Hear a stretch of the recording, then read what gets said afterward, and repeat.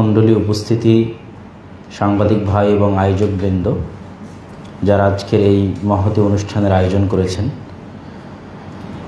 জুলাই অভ্যুত্থান পরবর্তী বাংলাদেশের বিনির্মাণে আমাদের আজকের এই আয়োজন একটি ভালো ভূমিকা রাখবে বলে আমরা বিশ্বাস করি এবং আমাদের আয়োজনের যে বিষয়বস্তু এটি অত্যন্ত একটি সেন্সিটিভ ইস্যু। বাংলাদেশের জাতীয় সঙ্গীতের মতো একটি স্পর্শকাতর বিষয়। এই বিষয়ে আমরা আমাদের সংক্ষিপ্ত মতামত,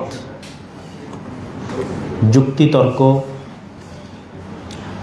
এবং ইতিহাসের পর্যবেক্ষণের নিরিখে তুলে ধরার চেষ্টা করব ইনশাআল্লাহুল আজিজ। আমরা যদি আমাদের এই প্রিয় মাতৃভূমির সংক্ষিপ্ত ইতিহাস সংক্ষিপ্তভাবে জানার চেষ্টা করি, তাহলে সেক্ষেত্রে আমরা দেখতে পাই যে আমাদের ইতিহাস আসলে শুধু 1971 বা 1947 বা 2024 বা 1952 কেন্দ্রিক নয়, বরং এই ইতিহাসের শুরুটা অনেক অনেক পুরাতন। এবং মুসলিম বাংলার ইতিহাস ইখতিয়ার উদ্দিন মোহাম্মদ বিন বখতিয়ার খিলজির গৌড় বিজয়ের মাধ্যমেই মূলত শুরু হয়, যে গৌড়টি আজকের বাংলাদেশের চাঁপাইনবাবগঞ্জ জেলা এবং মালদাহ জেলা, ভারতের পশ্চিমবঙ্গের মালদাহ জেলা, এই সীমান্তবর্তী অঞ্চলে সেই গৌড় অঞ্চলটি অবস্থিত এবং এখনও সেই রাস্তার নাম গৌড় রোড হিসেবে আমরা গুগল ম্যাপে গেলে দেখতে পাব। তো সেই যে গৌড় শাসনের যে ঐতিহ্য, তার ফলশ্রুতিতে স্বাধীন সুলতানি শাসন আমল এই বাংলায় আসে এবং স্বাধীন সুলতানি শাসন আমলের ঐতিহ্যের অন্যতম নিদর্শন হচ্ছে সোনা মসজিদ, অন্যতম নিদর্শন হচ্ছে নওগাঁর কুসুম্বা মসজিদ, অন্যতম নিদর্শন হচ্ছে রাজশাহীর বাঘা মসজিদ। তো এই যে স্বাধীন সুলতানি শাসন আমল, এটিকে স্বাধীন বলা হয় এই জন্য যেখানে মুসলিম শাসকগণ শাসন করলেও তারা দিল্লির অধীনস্থ ছিলেন না, এই জন্য তাদের এই শাসনকালকে স্বাধীন সুলতানি শাসনামল বলা হয়। এবং দিল্লির কোনো মুসলিম শাসক এই বাংলাকে তাদের পদানত করতে পারেননি সাকসেসফুলি। সর্বশেষে মোঘল শাসনামলে এসে আমরা দেখেছি যে মোঘলরা বাংলাকে তাদের অধীনস্থ করতে সক্ষম হয়েছে এবং মোঘলদের পূর্ব পর্যন্ত বাংলার রাজধানী গৌড়কেন্দ্রিক অথবা সোনারগাঁ কেন্দ্রিক এইভাবে পরিবর্তিত হতে থেকেছে। মোঘলরাই সর্বপ্রথম বাংলার রাজধানী ঢাকায় স্থাপন করে। 1757 সালের 23শে জুন যখন পলাশীর আম্রকাননে বাদশাহ নবাব সিরাজউদ্দৌলার পতন হয়, তখন বাংলার স্বাধীনতা সূর্য যে অস্তমিত হয়, এই পরাজয়কে বাংলার মানুষেরা নিজেদের পরাজয় হিসেবে মনে করে আজ অবধি, আজ পর্যন্ত। আর মুঘল শাসন আমলের বাংলার ইতিহাস ঐতিহ্য আমাদের সামনে লালবাগের কেল্লা বলতে পারি, আহসান মঞ্জিল বলতে পারি, অথবা সুবেদার শায়েস্তা খাঁর যে শাসন আমলের প্রশংসা আমরা শুনি, সেই প্রশংসার যে যুগ, সেই যুগকেও আমরা স্মরণ করতে পারি। এগুলো একটা চিহ্ন বা নিদর্শন হিসেবে আমরা ধরতে পারি। তো সর্বশেষ 1757 সালের পলাশীর আম্রকাননে নবাব সিরাজউদ্দৌলার পতনের পর এই বাংলায় একটা নতুন যুগের সূচনা হয় এবং এই যুগে ব্রিটিশ বিরোধী এবং হিন্দু জমিদার বিরোধী দুই ধরনের আন্দোলন পরিচালিত হয়। ব্রিটিশ বিরোধী আন্দোলনে শাহ ইসমাইল শহীদ, সৈয়দ আহমদ দেহলভী, তাদের মতো লোকদের বিশেষ অবদান আছে, যারা 1831 সালে বালাকোটে শাহাদত বরণ করেছিলেন। ঠিক তেমনি 1857 সালের সিপাহী বিদ্রোহের ব্যাপক অবদান আছে। এবং আমরা যদি জমিদার বিরোধী বিদ্রোহ এবং বিপ্লবের কথা বলি, তাহলে সেক্ষেত্রে সর্বপ্রথম আসবে ব্রিটিশ শাসকরা যে চিরস্থায়ী বন্দোবস্ত আইন করেছিল। এই চিরস্থায়ী বন্দোবস্তের সবচেয়ে দুঃখ কষ্ট ভোগ করেছিল এই পূর্ব বাংলার মুসলমানেরা, এই বাংলার মুসলিমরা, কেননা বেশিরভাগ জমিদারি ছিল হিন্দুদের কাছে। তো সেই জমিদার বিরোধী আন্দোলনে নেতৃত্ব দিয়েছিলেন মীর নেসার আলী তিতুমির, হাজী শরীয়তুল্লাহ থেকে শুরু করে অসংখ্য এই বাংলার সূর্য সন্তানেরা। তো এই ইতিহাসগুলোও কিন্তু আমাদের এই বাংলা আজকে যেই জায়গায় দাঁড়িয়ে আছে বাংলাদেশ, সেই ইতিহাসের সাথে এই ইতিহাসগুলো কানেক্টেড, এবং তখনকার যে রাজনৈতিক বয়ান এবং রাজনৈতিক আদর্শগুলো আছে সেগুলো শতভাগ এই বাংলার সাথে সম্পৃক্ত এবং কানেক্টেড রাজনৈতিক আদর্শ এবং রাজনৈতিক বয়ান। তারপরে আমাদের আজকের আলোচ্য বিষয়ের সাথে কানেক্টেড 1905 এবং 1911 বঙ্গভঙ্গ এবং বঙ্গভঙ্গ রদ, এই যে দুটি ঘটনা ইতিহাসে ঘটেছে, এই দুটি ঘটনার মূল বিষয়বস্তু ছিল ঢাকা কেন্দ্রিক আলাদা বাংলা। পটভূমি এবং প্রেক্ষাপটটি হচ্ছে এইরকম যে যেখানে মোগল শাসনামলে এই ঢাকা ছিল রাজধানী, সেখানে ব্রিটিশ শাসনামলে রাজধানী হলো কলকাতা। ঢাকা তো আর রাজধানী থাকলো না। সুতরাং ব্রিটিশ শাসনামলে 1757 থেকে নিয়ে এই বাংলা অবহেলিত হয়ে গেল। এই বাংলার সুজলা সুফলা, নদী নালা, খাল বিল, উৎপাদন, সকল অর্থ, সকল কিছু পরিশ্রম করতো বাংলার মানুষ, কিন্তু সেটা গিয়ে ঘরে উঠত কলকাতার দাদাবাবুদের এবং জমিদারদের। তাদের আরাম এবং আয়েশের সামান জোগাতো এই বাংলার মজলুম কৃষক, চাষা, ভূষারা। তো এই যে এই বাংলা হঠাৎ করে মুঘল শাসনামল থেকে ব্রিটিশ শাসনামলে অবহেলিত হয়ে গেল, এই বাংলাকে অবহেলা থেকে রক্ষার জন্য ব্রিটিশরা প্ল্যান করলো যে বাংলাকে দুই ভাগে ভাগ করে দেওয়া হোক, মুসলমানদের নিয়ে একটা আলাদা বাংলা করা হোক, আর মুসলমান যেখানে সংখ্যাগরিষ্ঠ নয় তাদের নিয়ে একটা আলাদা বাংলা হোক, কলকাতা কেন্দ্রিক। তো সেই যে বাংলা মুসলমানদেরকে কেন্দ্র করে গড়ে উঠতো, ওই বাংলার রাজধানী হতো ঢাকা এবং ঢাকা কেন্দ্রিক বাংলা, আজকে যে ঢাকায় আমরা আছি। কিন্তু এই বঙ্গভঙ্গ যেহেতু জমিদারদের স্বার্থে আঘাত হানত, হিন্দু জমিদারদের, ফলত তারা এটির বিরুদ্ধে তাদের যে বড় একটা অবস্থান, সেই অবস্থান তারা তুলে ধরলেন। এবং সেই অবস্থান তুলে ধরতে গিয়ে যে আন্দোলনটা সংঘটিত হলো, সেই আন্দোলনকে বলা হয় স্বদেশ আন্দোলন বা স্বদেশী আন্দোলন। এই স্বদেশী আন্দোলনটা বঙ্গভঙ্গের বিরুদ্ধে শুরু হয় এবং একটি সাম্প্রদায়িক আন্দোলনের রূপ নেয়, তথা হিন্দুত্ববাদী সাম্প্রদায়িক আন্দোলন। এবং এই আন্দোলনের সবচেয়ে বেশি যিনি ভূমিকা রাখেন, বঙ্কিমচন্দ্র চট্টোপাধ্যায়। তিনি এই আন্দোলনের লক্ষ্যে কবিতা লেখেন বন্দে মাতারাম, এবং ঠিক বঙ্কিমচন্দ্রোপাধ্যায়ের সাথে কাঁধে কাঁধ মিলিয়ে আরও এই আন্দোলনে ভূমিকা রাখেন রবীন্দ্রনাথ ঠাকুর, যিনি আজকে আমাদের এই বিষয়বস্তুর আলোচনার অংশ। এবং রবীন্দ্রনাথ ঠাকুর সেই পরিপ্রেক্ষিতে একটি কবিতা লেখেন আমার সোনার বাংলা নামে। যেই কবিতাটি তিনি ঢাকা কেন্দ্রিক যে বাংলা আলাদা করতে চাওয়া হয়েছিল এই পূর্ব বাংলার মুসলমানদের জন্য, সেটি যেন আলাদা না করা হয়, বরং উভয় বাংলা যেন অখণ্ড ভারতের অধীনে এক থাকে, সেই চিন্তাকে সামনে রেখে তিনি এই কবিতাটি রচনা করেন। এবং এই কবিতাতে তিনি যখন বারবার মা শব্দ উচ্চারণ করেছেন, তখন তিনি যে দুর্গা মাকে কল্পনা করেছেন তা তার আরেকটি কবিতা মাতৃভূমি থেকে প্রমাণিত হয়, যেখানে তিনি লিখেছেন ডান হাতে তোর খড়গ জলে, বাঁ হাত করে শঙ্কাহরণ, দুই নয়নে স্নেহের হাসি, ললাট নেত্র আগুন বরণ। ওগো মা তোমার কি মূর্তি আজ দেখিরে, তোমার দুয়ার আজ খুলে গেছে সোনার মন্দিরে। তো রবীন্দ্রনাথ ঠাকুর এবং বঙ্কিমচন্দ্র চট্টোপাধ্যায় মূলত স্বদেশকে মা, ঈশ্বরকে মা, দেবীকে মা, সব মিলে তিনটার একক সত্তাকে কল্পনা করে তারা এই আন্দোলনে অবতীর্ণ হন। এবং তাদের এই আন্দোলনের কঠোরতার কারণে ব্রিটিশ সরকার 1911 সালে বঙ্গভঙ্গ রদ করতে বাধ্য হয়। বঙ্গভঙ্গ রদ হওয়ার ফলে সবচেয়ে বেশি হতাশাগ্রস্ত হয়, সবচেয়ে বেশি দুঃখ এবং কষ্টপ্রাপ্ত হয় পূর্ব বাংলার চাষা ভূষা কৃষক মুসলমানেরা, যারা ওই জমিদারদের অধীনে নীল চাষ করত, জমি চাষ করত এবং তাদেরকে কর দিত। তখন এই বাংলার মুসলমানদের সান্ত্বনা দেওয়ার জন্য ব্রিটিশরা একটি বিশ্ববিদ্যালয় ব্রিটিশদের কাছ থেকে দাবি করেন নবাব স্যার সলিমুল্লাহ, যে আপনারা যেহেতু আমাদের ঢাকা কেন্দ্রিক আলাদা বাংলা করে দিতে পারলেন না, অন্তত আমাদের সন্তানদের শিক্ষার জন্য একটা বিশ্ববিদ্যালয়ের ব্যবস্থা করে দেন।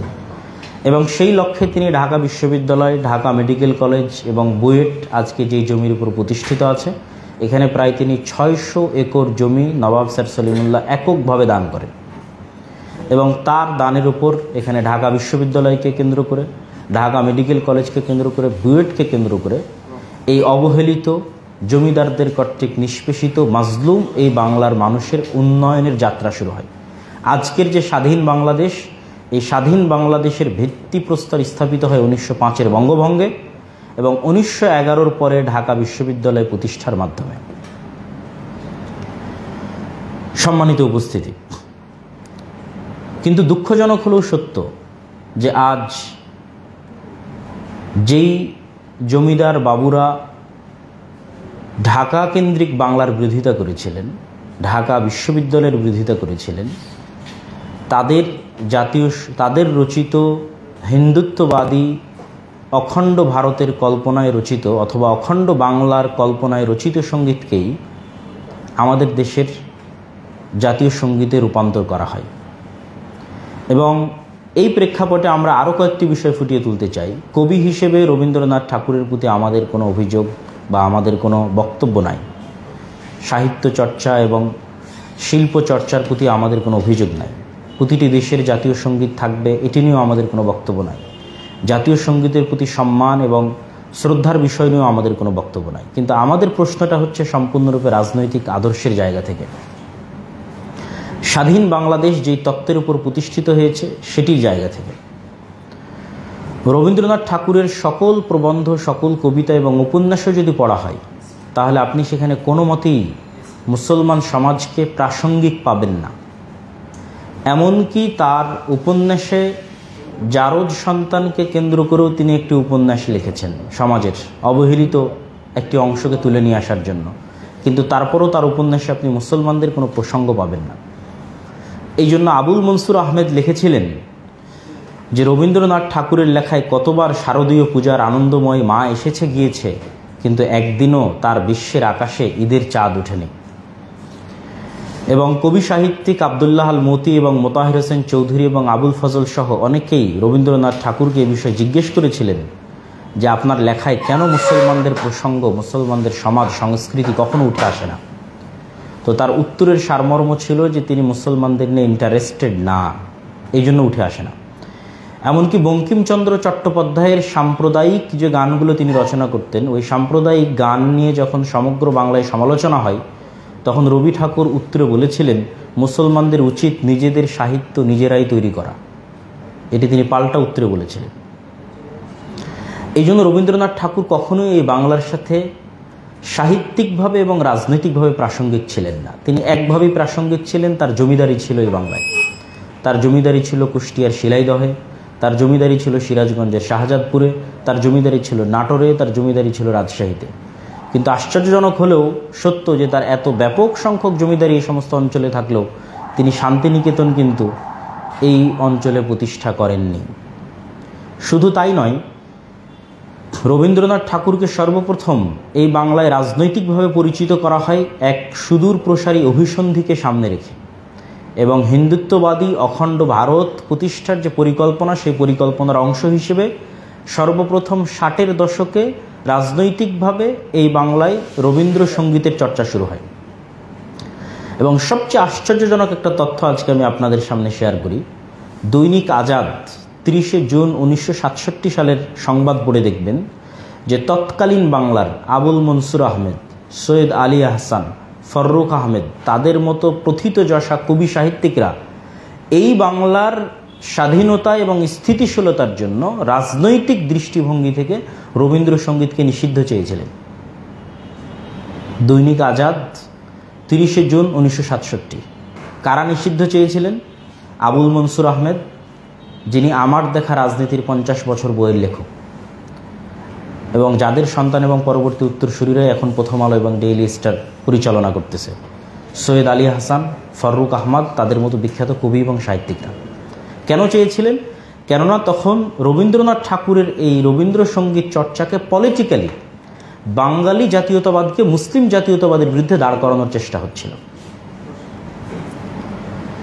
এবং বাঙালি জাতীয়তাবাদকে মুসলিম জাতীয়তাবাদের বিরুদ্ধে দাঁড় করানোর এই চেষ্টাটা যে থেমে আছে তা নয়, বরং আপনারা শাহবাগ কেন্দ্রিক যে আন্দোলন, সে আন্দোলন যদি দেখেন যে কিভাবে বাঙালি জাতীয়তাবাদকে মুসলিম জাতীয়তাবাদের বিরুদ্ধে দাঁড় করানোর জন্য, দাড়ি টুপিকে ছোট করে দেখানোর জন্য, মুসলমানদের যে কোনো কৃষ্টি কালচার যে কোনো অনুষ্ঠানকে মুসলমানদেরকে মূল ধারায়, দেশের মূল স্রোতধারায় কোণঠাসা করে রাখার জন্য সবচেয়ে বড় অস্ত্র ছিল বাঙালি জাতীয়তাবাদ। কিন্তু বাঙালি জাতীয়তাবাদ যে আসলে প্রকৃত অর্থে ভারতীয়, অখণ্ড ভারতের ভারতীয় জাতীয়তাবাদের, হিন্দুত্ববাদী জাতীয়তাবাদের সম্প্রসারিত রূপ, সেটির দু একটি লজিক আমি তুলে ধরি। এক নম্বর লজিক হচ্ছে, স্বয়ং রবীন্দ্রনাথ ঠাকুর ভারতের জন্য বাংলাকে রাষ্ট্রভাষা হিসেবে চাননি। তিনি ভারতের জন্য হিন্দিকে রাষ্ট্রভাষা হিসেবে চেয়েছেন। তিনি বলেছেন, Hindi is the only possible national language for India. এবং তিনি বাংলার বাঙালিদের জন্য আলাদা কোনো রাষ্ট্রও চাননি, যে কলকাতার বাঙালিদের নিয়ে বা এই অঞ্চলের বাঙালিদের নিয়ে আলাদা রাষ্ট্র হবে, সেটিও চাননি। তিনি কি চেয়েছেন? অখণ্ড ভারত। এবং অখণ্ড হিন্দুদের ভারতের জন্য তিনি একটি কবিতা লিখেছেন শিবাজি উৎসব নামে। যে শিবাজি উৎসব কবিতায় মূলত মারাঠা, যিনি নন বাঙালি, মারাঠির সাথে আজি হে বাঙালি একসঙ্গে চলো মহোৎসবে সাজি। তো শিবাজি উৎসবের নামে তিনি মূলত একটি ধর্মরাজ্য, ভারত জুড়ে হিন্দুত্ববাদী এক ধর্মরাজ্য প্রতিষ্ঠার প্রতি আহ্বান দিয়েছিলেন। তাহলে যেই বাঙালি জাতীয়তাবাদকে ঢাকার বাংলাদেশে মুসলিম জাতীয়তাবাদের বিরুদ্ধে দাঁড় করানো হচ্ছে, সেই বাঙালি জাতীয়তাবাদী কলকাতায় চরমভাবে অবহেলিত, এবং স্বয়ং সেই বাঙালি জাতীয়তাবাদের কোনো রাজনৈতিক কার্যক্রম ভারতকেন্দ্রিক রবীন্দ্রনাথ ঠাকুর পরিচালনা করেননি। সুতরাং অবশ্যই বাঙালি জাতীয়তাবাদকে ঢাকায় মুসলিম জাতীয়তাবাদের বিরুদ্ধে দাঁড় করানোর পিছনে সুদূর প্রসারী লক্ষ্য এবং উদ্দেশ্য ছিল ভারতীয় জাতীয়তাবাদের সম্প্রসারিত রূপ, যা আমরা দেখেছি। সম্মানিত উপস্থিতি, রবীন্দ্রনাথ ঠাকুরের জমিদারিতে মুসলিম প্রজারা যে মাজলুম হতেন, অত্যাচারিত হতেন, নির্যাতিত হতেন, তার অসংখ্য দলিল এবং প্রমাণ আছে। কবি সমর সেন তার সম্পাদিত ইংরেজি পাক্ষিক পত্রিকা ফ্রন্টিয়ারে ঠাকুর জমিদারিতে প্রজা নির্যাতনের অসংখ্য প্রতিবেদন তুলে ধরেছেন, এবং তৎকালীন যুগে তুলনামূলক অন্য জমিদারির চাইতে প্রজার প্রতি বেশি কর হার নির্ধারণ করতেন ঠাকুরবাড়ির জমিদাররা। কুষ্টিয়ার কাঙ্গাল হরিনাথ তিনি তার গ্রাম বার্তা পত্রিকায় কুষ্টিয়া কেন্দ্রিক যে ঠাকুরবাড়ি ছিল ঠাকুর জমিদারদের, সেখানে কি পরিমাণ জুলম এবং নির্যাতন হতো সেটি তুলে ধরেছেন। শুধু তাই নয়, আমাদের পল্লী কবি জসীমউদ্দিন একবার রবীন্দ্রনাথ ঠাকুরের শান্তিনিকেতনে বেড়াতে গেছিলেন। তো পল্লী কবি জসীমউদ্দিন একটি বই লিখেছেন ঠাকুর বাড়ির আঙ্গিনায়। এই ঠাকুর বাড়ির আঙ্গিনা পড়ে দেখবেন, সেখানে পল্লী কবি জসীমউদ্দিন দুঃখ, ভারাক্রান্ত এবং ব্যর্থ মনোরথ হৃদয় নিয়ে তিনি লিখেছেন কিভাবে শুধু মুসলমান হওয়ার কারণে পল্লী কবি জসীমউদ্দিনকে শান্তিনিকেতন থেকে অপমান করে বের করে দেওয়া হয়। শুধু মুসলমান হওয়ার কারণে রবীন্দ্রনাথ ঠাকুরের শান্তিনিকেতন থেকে। সম্মানিত উপস্থিতি, তাহলে আমরা যদি আমাদের এই স্বাধীন বাংলাদেশের অতীত ইতিহাস থেকে নিয়ে শুরু করে বর্তমান প্রেক্ষাপট পর্যন্ত এবং সর্বশেষ 1971 থেকে 2024 পর্যন্ত যদি আমরা দেখি, তাহলে 1971 থেকে 2024 পর্যন্ত আমরা দেখব ভারতীয় আধিপত্যবাদের এক ভয়ঙ্কর রূপ। যেই বাঙালি জাতীয়তাবাদের নামে, যেটিকে মুসলিম জাতীয়তাবাদের বিপরীতে দাঁড় করিয়ে মুসলমানদেরকে এই দেশের মূল স্রোতে কোণঠাসা করে রাখা হয়েছিল, সেই জাতীয়তাবাদকে সামনে রেখে আমাদের এই বাংলাদেশে কি পরিমাণ আধিপত্যবাদের জুলম এবং অত্যাচার আমরা সহ্য করেছি, তার জ্বলন্ত উদাহরণ হচ্ছে ফারাক্কাবাদ। শতাধিক নদী হত্যার জন্য দায়ী ফারাক্কাবাদ বাংলাদেশে। তিস্তা নদীর ন্যায্য হিস্সা নাই, যখন তখন সীমান্তে গুলি করে হত্যা। ফ্যাসিবাদের যে দীর্ঘ 16 বছরের যে যাত্রা, এই দীর্ঘ 16 বছরের যাত্রায় নগ্ন সহযোগী কারা ছিল, এবং যত রকমের গণহত্যায় বাংলাদেশে হয়েছে, শাপলার গণহত্যা অথবা জুলাইয়ের গণহত্যায়, এগুলোর পিছনে সবচেয়ে বড় সহযোগী কারা ছিল, সেই সকল প্রেক্ষাপটকে সামনে রেখে যদি আমরা সর্বশেষ যে জুলাই আন্দোলন, এই জুলাই আন্দোলনের সাথে কানেক্টেড করি, তাহলেও আপনারা দেখবেন যে এই জুলাই আন্দোলনেও রবীন্দ্রনাথ ঠাকুরের এই জাতীয় সঙ্গীত অপ্রাসঙ্গিক ছিল। অপ্রাসঙ্গিক ছিল মানে জুলাই আন্দোলনের এমন একটা চিত্র আমাদের সামনে আসেনি যেখানে এই জাতীয় সঙ্গীত গেয়ে আন্দোলনে মানুষ উজ্জীবিত হচ্ছে, বরং তার বিপরীতে কবি নজরুল ইসলামের, আমাদের বিদ্রোহী কবি, জাতীয় কবি নজরুল ইসলামের কারার ওই লৌহ কপাট থেকে শুরু করে তার যে কবিতাগুলো আছে, সেই কবিতাগুলোই এই 24-এর জুলাই আন্দোলনে ছাত্র জনতাকে ব্যাপকভাবে উদ্বেলিত, আন্দোলিত এবং উৎসাহিত করেছে, যা প্রমাণ করে নজরুল ইসলাম এবং তার কবিতা এই বাংলার শিক্ষা, সভ্যতা এবং সংস্কৃতির সাথে বেশি প্রাসঙ্গিক এবং কানেক্টেড। এবং সর্বশেষে আমরা যে বিষয়টি তুলে ধরতে চাই সেটি হচ্ছে, আমরা যদি আমাদের সারমর্ম বক্তব্যে যাওয়ার পূর্বে 1905, 1911 এবং 1947 এই তিনটাকে যদি আমরা সামারি করি, তুলনা করি, যেখানে 1905-এ রবীন্দ্রনাথ ঠাকুরেরা চাইলেন দুই বাংলা এক থাক, সেই রবীন্দ্রনাথ ঠাকুরেরাই বাঙালি জাতীয়তাবাদের নামে দুই বাংলা এক চাইলেন। তারাই 1947-এ শেরে বাংলা একে ফজলুল হকের সাথ দিলেন না যে দুই বাংলা এক থাক। তাহলে তখন বাঙালি জাতীয়তাবাদ কোথায় গেল?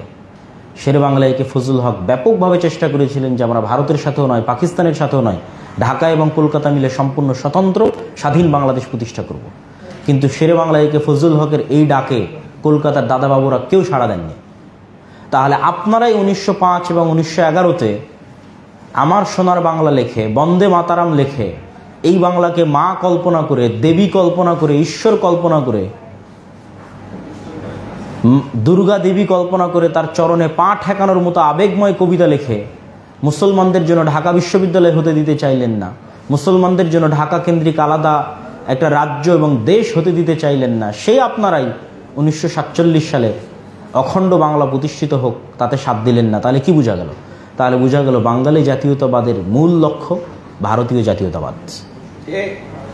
আপনারা তো ঠিকই অখণ্ড ভারতের অন্তর্ভুক্ত হয়ে হিন্দিকে রাষ্ট্রভাষা ঘোষণা করে এবং বাংলাকে অখণ্ড ভারতের অন্তর্ভুক্ত করে হিন্দুত্ববাদী জাতীয়তাবাদের দিকে এগিয়ে গেলেন। সম্মানিত উপস্থিতি, সর্বশেষ এই স্বাধীন বাংলাদেশের পর যে সমস্ত ষড়যন্ত্র হয়েছিল তার মধ্যে যেমন প্রবাসী সরকারের সাথে 7 দফার যে গোপন চুক্তি, যেখানে বাংলাদেশ সেনাবাহিনী নামে কোনো সেনাবাহিনী থাকবে না, এই মর্মে যে গোপন চুক্তি ছিল, সেই গোপন চুক্তি থেকে শুরু করে সেই সুদূর প্রসারী ষড়যন্ত্রগুলোর মধ্যে অন্যতম একটি ষড়যন্ত্র ছিল এই গানটিকে জাতীয় সঙ্গীত হিসেবে রূপায়ণ করা। ইবনে গোলাম সামাদ নামক একজন বিখ্যাত সাহিত্যিক, চিন্তক, তিনি বলেছেন এটি ছিল ইন্দিরা গান্ধীর প্রস্তাব। তিনি সুদূর প্রসারী চিন্তা করে এটিকে বাংলাদেশের জাতীয় সঙ্গীত করেছিলেন, যাতে রবীন্দ্রসঙ্গীত চর্চার মাধ্যমে ভারতের প্রভাব বাংলাদেশে বাড়ে। এবং তিনি রবীন্দ্রনাথকে শুধু কবি হিসেবে দেখেননি, বরং রাজনীতি হিসেবে প্রয়োগ করার চেষ্টা করেছেন। কবি হিসেবে রবীন্দ্রনাথ ঠাকুরের প্রতি আমাদের কোনো অভিযোগ নাই, তবে রবীন্দ্রনাথের রাজনীতি বাংলাদেশ বিরোধী, হিন্দুত্ববাদী, অখণ্ড ভারতের রাজনীতি। আর তার রচিত আমার সোনার বাংলা গান একটি অখণ্ড বাংলার জন্য রাজনৈতিক হিন্দুত্ববাদী সঙ্গীত, যা ভারতীয় আধিপত্যবাদের সাংস্কৃতিক রূপ হিসেবে বাংলাদেশের জাতীয় সঙ্গীতে পরিণত হয়েছে। বাংলাদেশ এবং বাংলাদেশের মানুষের যে দীর্ঘ ব্রিটিশ বিরোধী, জমিদার বিরোধী আন্দোলন, ইতিহাস ঐতিহ্য, স্বাধীন সুলতানি আমলের ইতিহাস ঐতিহ্য, মোঘল শাসন আমলের ইতিহাস ঐতিহ্য এবং এই দীর্ঘকালের রাজনৈতিক বয়ানকে যদি আমরা সামনে রাখি, শেরে বাংলাকে ফজলুল হক, হোসেন শহীদ সোহরাওয়ার্দী থেকে শুরু করে এই পুরো সময়ের রাজনৈতিক বয়ানকে যদি আমরা সামনে রাখি, তাহলে আমরা এক বাক্যে বলতে চাই যে রবীন্দ্রনাথ ঠাকুরের এই জাতীয় সঙ্গীতকে বাংলাদেশের জাতীয় সঙ্গীত করা ঢাকার অপমান, ঢাকা বিশ্ববিদ্যালয়ের অপমান, শেরে বাংলা একে ফজলুল হকের অপমান, জমিদার বিরোধী আন্দোলনের নেতৃত্ব দানকারী মীর নেসার আলী তিতুমির, হাজী শরীয়তুল্লাহদের মতো অসংখ্য বিপ্লবীদের অপমান। অতএব পৃথিবীর অন্যান্য দেশে রাশিয়ার মতো, জার্মানের মতো এই সমস্ত উন্নত রাষ্ট্রে জাতীয় সঙ্গীত পরিবর্তন হওয়ার নমুনা আছে। আমাদের দেশেই সংবিধান পরিবর্তন হয়েছে অসংখ্যবার। জাতীয় সঙ্গীত এবং সংবিধান কোরআনের মতো কোনো ওহী নয় যেটি অপরিবর্তনযোগ্য। অতএব আমরা জুলাই আন্দোলন পরবর্তী বাংলাদেশে যেখানে সংস্কারের কাজ চলতেছে, সংশোধনের কাজ চলতেছে, সেখানে আমরা বাংলাদেশের মানুষের উপর শেরে বাংলার যে দায় আছে বাংলাদেশের মানুষের উপর নবাব স্যার সলিমুল্লাহর যে দায় আছে, ঢাকা বিশ্ববিদ্যালয় এবং ঢাকাবাসীর উপর যে ঋণ আছে, মীর নিসার আলী তিতুমীর, হাজী শরীয়তুল্লাহ, সেই তাদের এই অবদানের মুখে চপেটাঘাত হচ্ছে এই জাতীয় সঙ্গীত।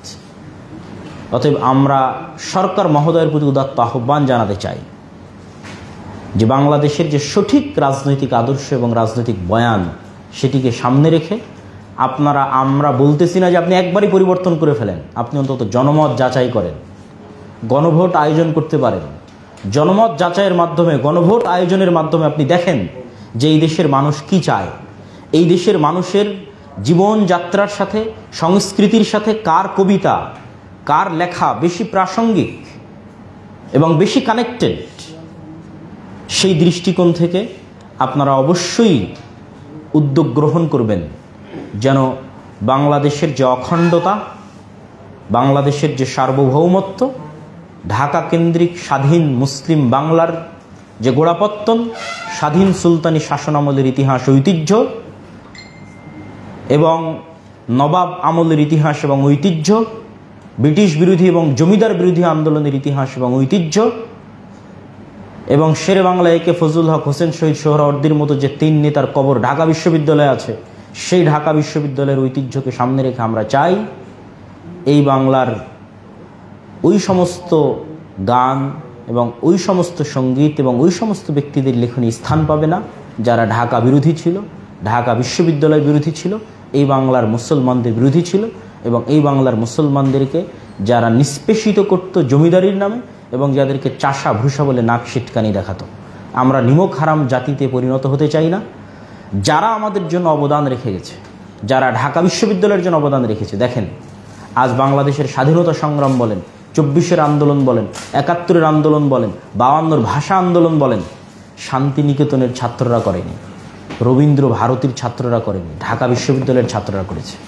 তাহলে এই ঢাকা বিশ্ববিদ্যালয়ের পিছনে যাদের অবদান আছে, তাদের সেই অবদান বিরোধী যে কার্যক্রম, ঢাকা বিশ্ববিদ্যালয় বিরোধী যে চিন্তা চেতনা, সেটি কিভাবে আমাদের দেশে স্থান পায়, এই প্রশ্ন জাতির কাছে রেখে আমরা আজকে আমাদের এই সংক্ষিপ্ত বক্তব্য এবং সংক্ষিপ্ত আলোচনা এখানেই শেষ করছি। আসসালামু আলাইকুম ওয়া রাহমাতুল্লাহি ওয়া বারাকাতুহু।